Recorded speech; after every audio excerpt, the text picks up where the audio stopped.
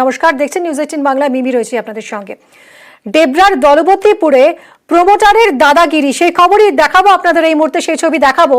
Drain এবং রাস্তা আটকে নির্মাণের ছক, আর এর প্রতিবাদ করতে চাষিদের উপর চড়াও।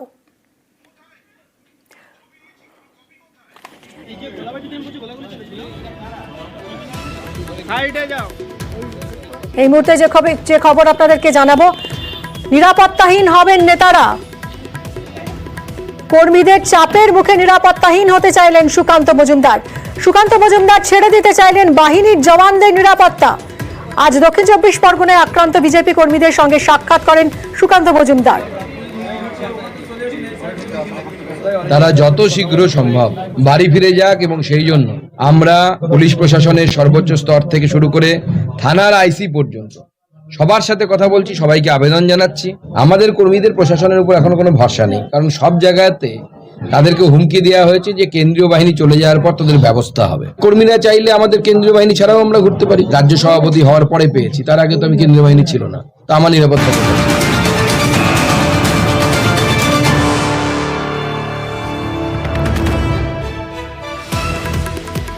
গতকালই কর্মীদের নিরাপত্তাহীনতার অভিযোগ। কোচবিহারের শুভেন্দু অধিকারীকে অভিযোগ জানান বিজেপি কর্মী।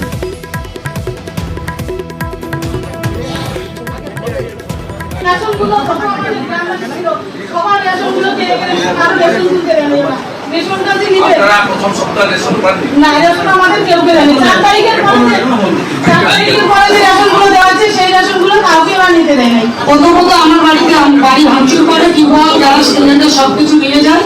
তারপর আমার নতুন ছেলে বিয়ে হচ্ছে, তখন ছেলেও প্রতিবন্ধী 100%। পঞ্চায়েতের রোজ ওই মজুবার নামে একজন নেতা আছে, তৃণমূলে যারা আছে, এরা সম্পূর্ণ সবাই বারবার হুমকি দিতেছে, বলতেছে যে যদি চেষ্টা না হলো তোকে বাড়ি ঘর জ্বলিয়ে দেবো, আর আমার সঙ্গে যদি কেউ মিশে কথা বলে বা আমার বাড়িতে যদি কেউ যায় তাকে যা ইচ্ছা তাই করে দিবে।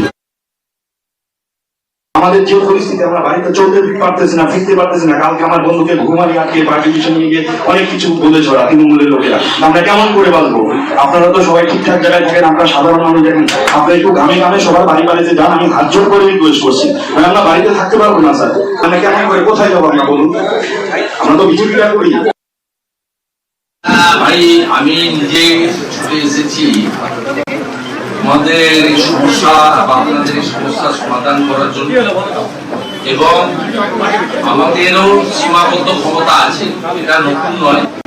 আমরা প্রত্যেকের কাছ থেকে ঘটনাগুলো শুনে কিছু ব্যবস্থা নেব, আর আপনাদের নিশ্চিতভাবে মৃত্যুর মুখে ফেলার জন্য আমরা বলবো না। কিন্তু তার মধ্য থেকেও 21 সালে যে অত্যাচার হয়েছিল, সেই অত্যাচার আমরা থামিয়েছি। আমরা আইনি লড়াই আন্দোলন সব রকম করে থামিয়েছি। এক্ষেত্রেও আমরা আমাদের মতো করে করব। যদি নেতৃত্ব এবং দলের প্রতি পূর্ণ আস্থা থাকে, আমরা এমন কিছু পরামর্শ আপনাদের দেব না যাতে আপনারা আরো বিপদে পড়েন। আমরা এই মুহূর্তে যোগাযোগ করেছি তৃণমূল নেতা শান্তনু সেনের সঙ্গে। শান্তনুবাবু, এটা কি কোনোভাবে কর্মীদের পাশে দাঁড়ানোর বার্তা, নাকি রাজনৈতিক কৌশল? কিভাবে দেখছেন? মানুষের রায়ে গোহারান হেরে গিয়ে বিজেপির মুষল পর্ব এবং গোষ্ঠীদ্বন্দ্ব যে পর্যায়ে গেছে, এটা তারই বহিঃপ্রকাশ। একদিকে তারা আবার নাটক করছে, অন্যদিকে তারা নিজেদের মধ্যে প্রতিযোগিতা করছে কে কত জোরে দৌড়ে কে কার পাশে গিয়ে দাঁড়াতে পারে। বাস্তবটা এটাই, গোষ্ঠীদ্বন্দ্বের জেরবার হয়ে যাওয়া ভারতীয় জনতা পার্টি নিজেদেরকে দলকে সামলে উঠতে পারছে না। অন্যদিকে বিক্ষিপ্ত কিছু ঘটনাকে ভোট পরবর্তী হিংসার রূপ দিয়ে তৃণমূল কংগ্রেসকে কালিমালিপ্ত করছে। তারা যত এই ধরনের বদনাম করবে, বাংলার মানুষ এমনিই তাদের বিসর্জন দিয়েছে, আগামী দিনে প্রত্যেকটা নির্বাচনে আরো বেশি করে বিসর্জন দেবে। অনেক ধন্যবাদ আপনাকে। তৃণমূল মুখপাত্র শান্তনু সেনের প্রতিক্রিয়া শুনছিলাম। নিশ্চিতভাবেই নজিরবিহীন ভাবনা বলা যায়। কর্মীরা নিরাপত্তা রক্ষী পান না এবং তারা রাজনৈতিক কারণে আক্রান্ত হন। এই মুহূর্তে আমরা যোগাযোগ করেছি সিপিআইএম নেতা সুজন চক্রবর্তীর সঙ্গে। সুজন বাবু, এই যে সিদ্ধান্ত নিয়েছেন সুকান্ত মজুমদার, নিরাপত্তাহীন হবেন নেতারা, এটাকে আপনারা ঠিক কিভাবে দেখছেন? এটা কি কর্মীদের পাশে দাঁড়ানোর বার্তা, নাকি রাজনৈতিক কৌশল বলে মনে করছেন? কোন দলের কর্মী আক্রান্ত হলে দলের নেতারা সেখানে যাবেন, এটা কৌশল না পাশে দাঁড়ানোর বার্তা, এই তর্কে আমার কোনো কারণ আছে নেই মনেই করি না। দলের কর্মী আক্রান্ত হয়েছেন, কেন আক্রান্ত হবেন, বরং যে কোনো কর্মী বা যে কোনো সাধারণ মানুষ আক্রান্ত হলেই সবার দৌড়েই আমার কথা। এটা শাসকেরও কাজ, প্রশাসনের কাজ তো বটেই। প্রশাসন অথবা শাসক যখন সেই কাজ করে না, শাসক যখন আক্রমণের ভূমিকা নিজেকে দুষ্কৃতির জায়গায় দাঁড়িয়ে আছে, তখন প্রতিপক্ষ তাকে যেতেই দিন, যে কোনো আক্রমণ মানুষের কাছেই যেতে হবে।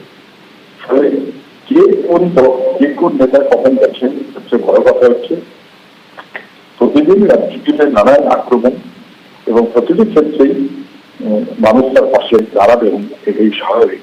কোথাও আমাদের কর্মীরা, কোথাও অন্য দলের কর্মীরা, কোথাও যে কোনো সাধারণ মানুষ আক্রান্ত করে পাশে দাঁড়ানো স্বাভাবিক। কখন সুগন্ধ যাবেন, কখন সুগন্ধি যাবেন তা নিয়ে প্রচার বেশি হতে পারে, আর 10টা ক্ষেত্রে প্রচার না হতে পারে, কিন্তু বিপন্ন মানুষের পাশে দাঁড়ানোটা আমাদের সবার কাজ, বিশেষ করে পরবর্তী হিসাব রাজ্যে যেভাবে হচ্ছে। অনেক ধন্যবাদ আপনাকে। সিপিআইএম নেতা সুজন চক্রবর্তীর সঙ্গে কথা বললাম।